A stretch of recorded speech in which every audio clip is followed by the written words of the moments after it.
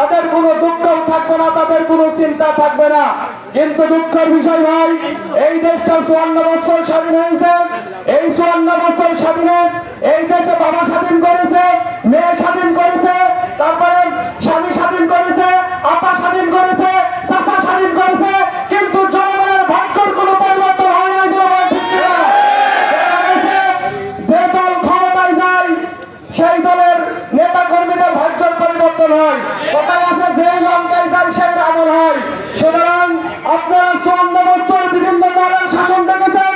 এই বিভিন্ন দলের শাসনের মাধ্যমে কোন জনগণের ভাগ্যের পরিবর্তন হয় নাই।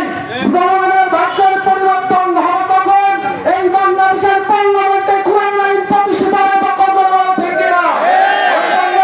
আমি আপনাদেরকে উদাত্ত আহ্বান জানাবো, আগামী 2026 সালে যে নির্বাচন, 2026 সালে যে নির্বাচন, এই 2026 সালের এই নির্বাচনে বাংলাদেশ জামায়াত ইসলামী ইতিপূর্বে নির্বাচন করতেন 2-1টা আসনের জন্য, কিন্তু বাংলাদেশ জামায়াত ইসলামী নির্বাচন করছে সরকার গঠন করার জন্য।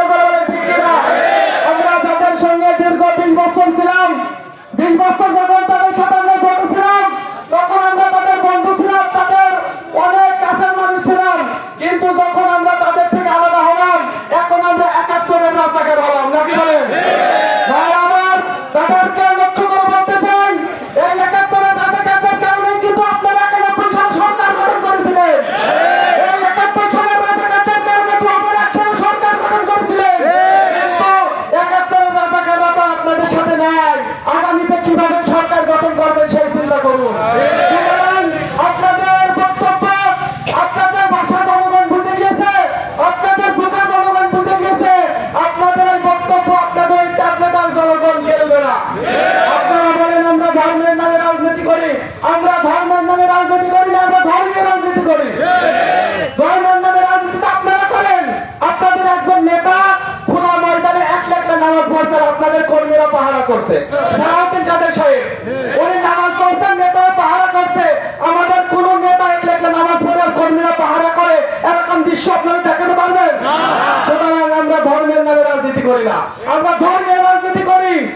মানুষ দুনিয়াতে তার ব্যক্তিগত জীবন থেকে শুরু করে নিয়ে আন্তর্জাতিক জীবন পর্যন্ত মহান রবের হুকুম অনুযায়ী পরিচালনা করবে, এটার নাম হচ্ছে ইসলাম। সুতরাং আপনারা সাবধান হন, আপনাদের কথাকে পরিবর্তন করুন। আপনারা উল্টাপাল্টা কথা বলবেন না। বাংলাদেশ জামায়াত ইসলামের নেতা কর্মীরা কিন্তু হাতে চুরি দিয়ে বসে নাই। ভাবছেন আগামী দিন আপনারা হুমকি ধামকি ভয় ভীতি দিয়ে কেন্দ্র সরকারের মাধ্যমে ক্ষমতায় যাবেন, আপনাদের এই উদ্দেশ্য কোনোদিন কিন্তু পূরণ হবে না। ওই জন্য আপনাদেরকে উদাত্ত আহ্বান জানাচ্ছি, আপনারাও রাজনীতি করুন, আমরাও রাজনীতি করবো। জনগণ যাদের ভোট দেবে তারা ক্ষমতায় যাবে। আমরা দিনের ভোট চাকরি দিয়ে ক্ষমতায় যেতে চাই না, আমরা ব্যালট বাক্স ভর্তি করে আমরা ক্ষমতায় যেতে চাই না।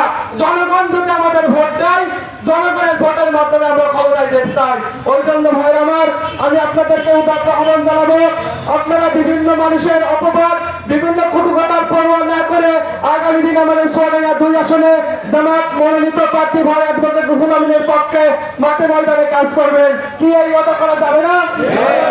সকলকে যেন কাজ করার মতো তৌফিক আপনাদের মধ্যে